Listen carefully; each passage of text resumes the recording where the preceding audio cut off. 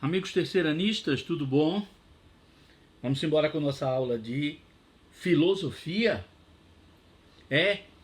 Estamos estudando filosofia política, não é isso? Na nossa ficha, isso tem correspondência no livro. Filosofia política é o capítulo 13. E depois tem o capítulo 18 que é para você ler no livro. Vou pegar o livro. Olha ele aqui. Tá lembrado que isso existe, não é? Vou mostrar a você. Capítulo 13. Capítulo 13. Filosofia política.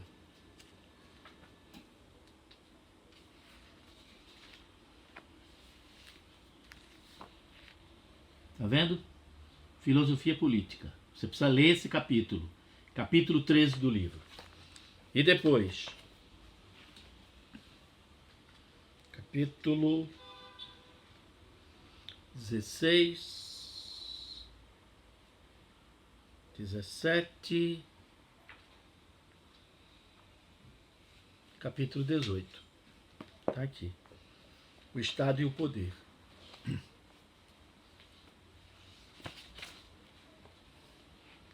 Capítulo 18.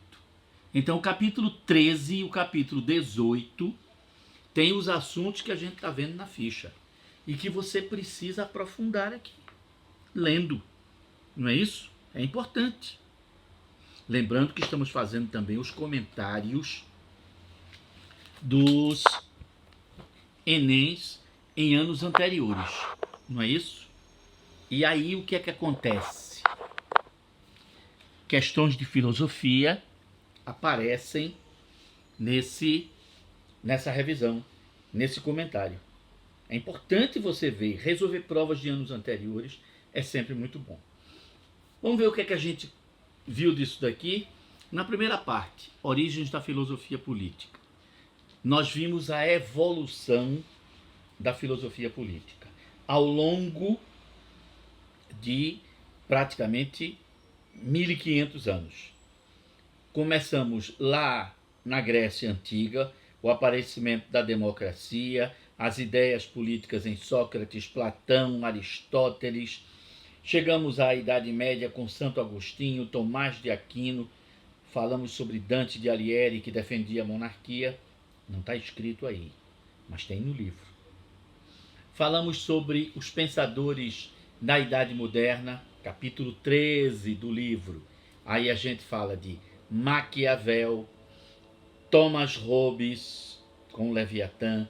Aí a gente fala de Spinoza, aí a gente fala de Montesquieu, aí a gente fala de Rousseau, não é isso? Foi que a gente mais falou.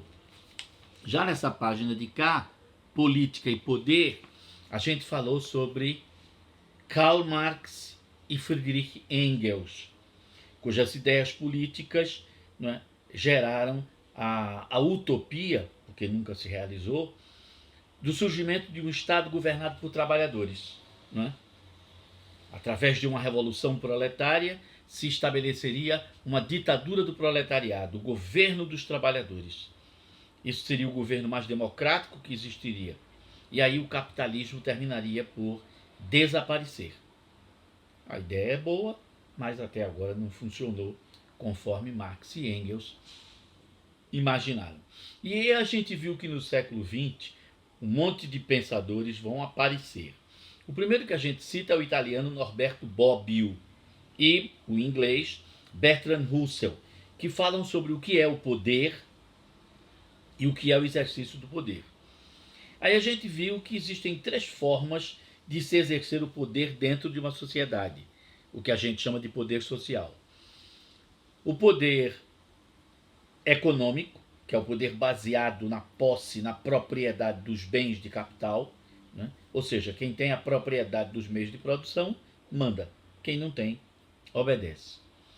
O poder ideológico, que é o poder das ideias, o poder da estrutura de pensamento que convence as pessoas a obedecerem. Quando, por exemplo, você nasce numa sociedade escravista, é normal que todos acreditem que a escravidão é algo normal, natural, necessária. Quando você nasce numa sociedade, como a sociedade colonial brasileira, em que africanos eram escravizados, ou seja, eram submetidos à escravidão, né? Porque ninguém nasce querendo ser escravo. Né? Quando a gente diz, né, a sociedade escravista, a sociedade que escravizava, não é isso? Não é que as pessoas naturalmente, eu quero ser escravo, me bota aí na fila para eu apanhar no tronco. Isso não existe. Né? Não existe o escravo, existe o escravizado. A questão é que na sociedade escravista se cria o substantivo, não é? Você já aprendeu isso em filosofia. Substantivo, aquilo que é a substância, que é a essência, que é a qualidade necessária do ser. Portanto, não existe o escravo. Existe o escravizado, existe o ser humano que foi escravizado. Então, na verdade, escravo devia ser sempre um adjetivo, um acessório e não uma substância. Né? Então existe o homem escravizado, mas não existe o escravo. Mas você vê como a língua que a gente fala, ela também está cheia de preconceitos que a gente não percebe, né? Que às vezes a gente usa sem saber. Meu Deus do céu, é mesmo. Entendeu? Quando você diz isso é coisa de mulher, essa expressão é típica de uma sociedade machista, de uma sociedade que inferioriza a mulher, que diz que determinados comportamentos são típicos de mulheres, ou seja, são comportamentos que não se coadunam com o mundo machista e que, portanto, não são comportamentos de qualidade, não são comportamentos elogiáveis, não possuem qualidades eticamente positivas. Você está vendo? A linguagem que a gente usa, ela é cheia disso daí. É claro que ninguém tem a intenção de ofender quando diz essas coisas, mas é preciso que você saiba que a linguagem foi montada em cima de uma ideologia, de um conjunto de ideias. Então as pessoas se convencem que aquilo é normal quando não é. Tá vendo porque filosofia é um troço perigoso para qualquer ditadura ou para qualquer sociedade que não tolera a crítica, que não gosta do debate, que não quer perder os privilégios que tem. Tá vendo? Tá vendo porque alguns governantes chamam qualquer tipo de discussão filosófica, isso é negócio de comunista, entendeu? Isso é ideologia de esquerda. Esse discurso imbecil, esse discurso idiota, no sentido grego idiota quer dizer esquisito, diferente da normalidade, esse discurso imbecil, idiota, oligofrênico, cretino, que só subsiste em alguém que tem uma inteligência oscilando entre ameba e ostra, ou um QI de samambaia de plástico, é o medo. O medo de ver os seus privilégios, não é? Sua posição de poder ameaçada.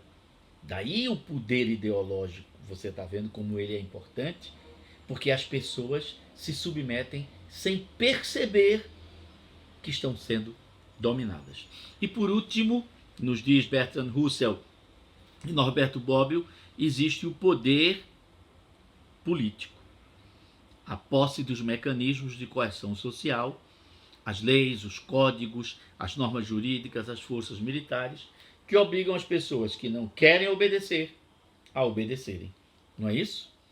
Então é a autoridade do poder. Não é? Eu não vou entrar nesse camburão. Aí o soldado diz, o senhor vai entrar. Porque tem uma ordem judicial dizendo que o senhor vai entrar. Ou o senhor entra por bem, ou entrará por mal. Por que o policial diz isso? Porque existe uma autoridade maior, que é a autoridade do Estado, a autoridade do poder político que diz, fulano tem que ser preso. E ele vai ser detido e conduzido a uma delegacia. Quer queira, quer não. O Estado tem esse poder, né, que é o poder político. Né? E por que ele tem esse poder? Porque a sociedade burguesa, a partir das revoluções liberais, criou esse tipo de Estado. Nós somos frutos da sociedade burguesa. Não é? É a melhor sociedade?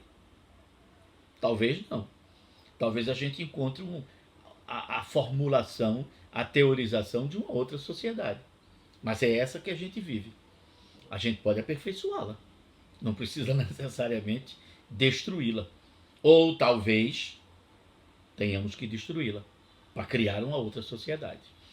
Mas isso quem vai dizer é a história, não são os filósofos agora. Mas seguindo. Aí vem uma fotografia, né, em que se mostra o arbítrio, quer dizer, a violência da força estatal. Numa democracia, essa fotografia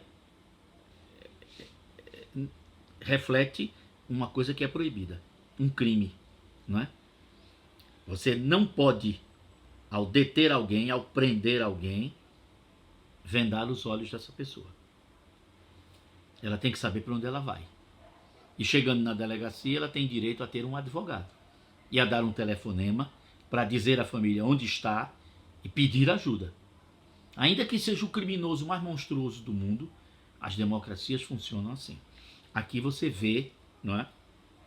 Essa foto representa soldados americanos fazendo prisioneiros no Afeganistão ou no Paquistão, não me lembro exatamente, né? E os prisioneiros estão sendo submetidos a um desrespeito aos seus direitos. Então você vê que, infelizmente, às vezes o cidadão perde o controle do Estado. E olha que os Estados Unidos não são exemplo de Estado democrático para o mundo. Pode ser que dentro dos Estados Unidos o norte-americano viva a democracia. Não os negros. Não os imigrantes, mesmo legais. Uma minoria branca, WASP, White, Anglo-Saxon and Protestant, né, como são chamados, né, os descendentes dos primeiros colonizadores, esses são cidadãos de primeira linha. Esses têm acesso aos direitos. Mas uma parte grande da população norte-americana não tem. Então, democraticamente, a coisa não é exatamente assim. Bom, embaixo da foto, nessa página 25, ou 26? 25, em que nós estamos. Pronto, embaixo da foto. O poder econômico se exerce através do controle dos meios de produção. O sistema econômico, no nosso caso, o sistema capitalista. Não é? Ou seja, quem é que na verdade manda num país capitalista? São os grandes capitalistas. São os banqueiros, isso, os grandes industriais, as pessoas ligadas às atividades de petróleo, de mineração, são os grandes importadores e exportadores. São esses homens que financiam os políticos. São eles que elegem os presidentes da República. São eles que elegem senadores, deputados federais. São eles que elegem governadores, prefeitos, deputados estaduais, vereadores. É o poder econômico num país capitalista que controla o poder político. Não é isso? Então, quando você ouve alguém dizer o Brasil, durante o governo petista, iria implantar o comunismo, volto a dizer, nenhuma pessoa de bom senso, que tem uma inteligência mediana, pode acreditar numa maluquice dessa. Se você pega as doações oficiais para as campanhas do ex-presidente Lula, nos 2 mandatos que exerceu, as campanhas da presidente Dilma, no primeiro mandato, e no segundo, que ela não concluiu por conta do impeachment. Não é isso. As doações que foram feitas, os bancos particulares doaram milhões e milhões de reais para a campanha do PT. Veja as indústrias que financiaram, doaram. Você sabe que campanha eleitoral você pode doar dinheiro, R$1, R$1 milhão, R$1 bilhão. Claro, esse dinheiro é declarado imposto de renda, mas você pode doar. Nos Estados Unidos, por exemplo, né, durante as campanhas presidenciais, os candidatos fazem jantares. Aí você compra um ingresso para ir para o jantar. Os ingressos variam de 1.000 até $10.000. Aí você pensa que é para comer lagosta, camarão, caviar. Não. O jantar é simplesmente um hambúrguer e um caneco de Coca-Cola. Ou Pepsi, que é o que eles comem mais lá, tomam mais lá. Mas é uma doação que você vai fazer enquanto pessoa. É claro que quem paga mais caro vai sentar nas mesas mais próximas do candidato. Vai poder tirar foto, fazer uma selfie. Né? Pessoal dos $10.000. O pessoal dos $1.000, né, vai ver de longe, pelo telão, né, acenar. Pode ser que o candidato, né, dê uma palhinha e chegue até as mesas, né, dos menos abastados. Mas é assim, lá nos Estados Unidos toda a campanha é bancada dessa forma, não tem dinheiro público. Aqui no Brasil existe o dinheiro público e o dinheiro privado que banca as campanhas. Então, voltando ao que eu estava dizendo, capitalistas brasileiros bancaram os candidatos do PT à presidência da República. Então, dizer que o PT queria implantar comunismo aqui é uma ideia completamente absurda. Só uma pessoa que tenha, não é, uma inteligência oscilando. Pronto, aquela história que eu digo sempre. Você está vendo o que é a informação? Não se deixe enganar com frases soltas. Vá atrás da verdade. Procure investigar se aquela frase, se aquela acusação, se aquela argumentação, se ela é verdadeira. Essa é a função da filosofia. É fazer com que no dia a dia você não passe por idiota, por um imbecil, fazendo parte de um rebanho, como se fosse gado, entendeu? Tocado por um boiadeiro, né? E furado de aguilhão. Eu já dizia a música de Geraldo Vandré e Theo Barros, não é? Que venceu um festival de música no Brasil em 1967. Não é? Porque gado a gente marca, tange, fere, engorda e mata. Mas com gente é diferente. Gente não é gado. A não ser que voluntariamente, pela ignorância, você se transforme em gado. Não é isso? Então, atenção, raciocine. Conhecer política não é necessariamente defender um partido político. É entender como funcionam as forças de poder. Seguindo, o poder ideológico se exerce através do controle da consciência intuitiva, ou seja, a consciência do dia a dia, do cotidiano, também chamada com senso comum. Ou seja, aquilo que todo mundo acha que é verdade, que é natural, que é justo, que sempre foi assim. Olha, quando você ouve alguém dizer, olha, sempre foi assim e o mundo não vai mudar.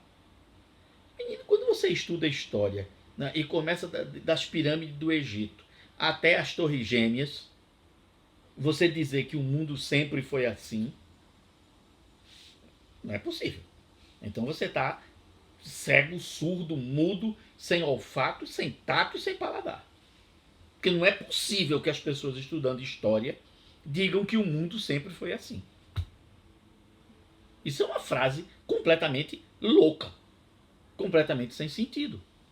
Seguindo, o senso comum. dominando crenças, as religiões, por exemplo, as superstições, né? Dominando costumes. Não, você não pode fazer isso. Você é mulher. Seu irmão é homem, é diferente. Por que você está reclamando? O mundo sempre foi assim. Mulheres têm menos direitos, mulheres não podem, homens podem. Está vendo? Não é assim. Não sempre foi assim. Seguindo, costumes, tradições, meios de comunicação. Você percebe claramente que certas notícias que são... Você não ouve televisão comercial, você não vê TV comercial, né? Aí você não percebe ou não está por dentro disso daí. Mas quem vê TV comercial, ou mesmo as TVs de assinatura, a parte dos noticiários, você percebe que determinadas redes de TV não dão determinadas notícias sobre determinados políticos, enquanto outras exploram essas notícias durante minutos seguidos. E você sabe que 1 minuto em televisão custa uma fortuna. Por exemplo, um padre é acusado de pedofilia. Numa determinada rede de TV, essa notícia é dada com grande estardalhaço. Padre pedófilo é flagrado corrompendo sexualmente, seduzindo um menor, não sei o que. Menino, a reportagem tem 5, 6 minutos. Aí se fala do padre, da mãe do padre, dos irmãos do padre, aí mostra a igreja onde ele era pároco, a sacristia, se entrevista um monte de pessoas que frequentam a igreja. A reportagem é longa. A ideia qual é? É transformar o padre num monstro que não deve ter perdão. Se possível, levado a fuzilamento. Em uma outra TV, aquela notícia é dada em 30 minutos. Padre de tal paróquia é acusado de pedofilia. O padre está respondendo o processo em liberdade, né? O juiz determinou que não sei o que, pronto. E acabou aí. Agora a notícia. Pastor é acusado de assédio sexual às mulheres de sua igreja. Numa determinada emissora, essa mesma notícia tem 30 segundos. Na outra emissora, essa notícia tem 6 minutos. Numa emissora que é claramente evangélica, essa notícia do pastor seduzindo, né, as suas ovelhas não aparece. Numa emissora que é sabidamente católica, a notícia do padre pedófilo não aparece. O que é que Alves está dizendo? Aquilo que você já ouviu. Não existe imprensa imparcial. Toda imprensa é parcial. Compete a você, que agora sabe como funciona a ideologia, sair buscando a verdade. Existem padres pedófilos? Existem. Existem pastores que fazem assédio sexual às mulheres de sua comunidade? Existem. Pronto. Ambos podem ser tratados como criminosos? Não. Até serem julgados, como manda a lei, e condenados num júri popular, depois de poderem apresentar a sua defesa. Pronto. Aí depois que isso terminar, aí eu posso dar a notícia. O padre é pedófilo, sem dúvida nenhuma. Ou o pastor cometeu abuso sexual, sem dúvida nenhuma. É assim que as coisas deviam funcionar. Aqui não. Muitas vezes a imprensa ela faz um linchamento público do indivíduo. Seja padre, pastor, seja advogado, médico, né? É claro que existem denúncias que são evidentes, né? Existem fatos que, ao você transmitir, a imprensa ao fazê-lo, e deve fazê-lo, tem isso. Alves, então, se a imprensa é parcial, devia haver uma censura aos meios de informação? Não, censura não. O que deve haver são penas severas para quem divulgar mentira. Aí sim, isso sim, para quem calunia, para quem difama, para quem injuria, são crimes. Calúnia, né? Difamação, injúria. Quem vai recuperar, né, a credibilidade depois que você apareceu como sendo cometendo assédio sexual e aquilo era mentira? E a pessoa que acusou você estava mentindo. Depois que a notícia sai que o sujeito foi acusado injustamente, aí os meios de comunicação esquecem, né? E aí deviam dar 6 minutos de volta. Pedimos desculpas, relatamos isso, não investigamos convenientemente, mas a mulher mentiu e a vida desse homem foi destruída. Ou a vida dessa mulher foi destruída com uma acusação falsa sobre a sua conduta moral. Está vendo? Está vendo que os meios de comunicação são capazes de montar?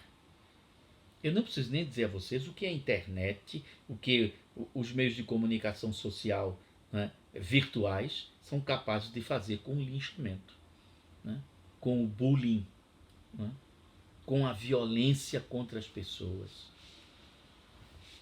Alguns de vocês já passaram por situação desse tipo, né? Muitos de nós passamos. Você está vendo? Está vendo o que é o poder da comunicação? É óbvio, por isso que a filosofia diz: nós temos que refletir sobre essa violência que está correndo solta, né, nos meios digitais. Tem que haver uma punição para quem comete ilegalidades. Seguindo, costumes, tradições, meios de comunicação de massa. Meio de comunicação de massa, o rádio, a TV, o cinema, né,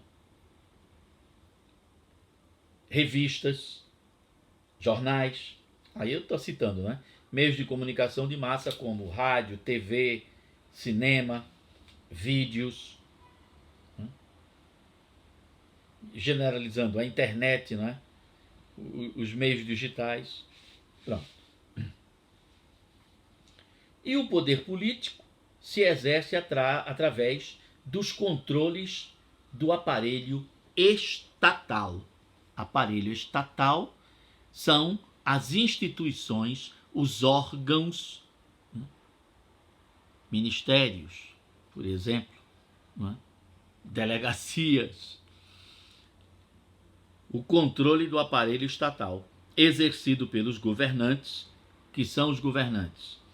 São os que representam os interesses dos detentores do poder econômico. Não.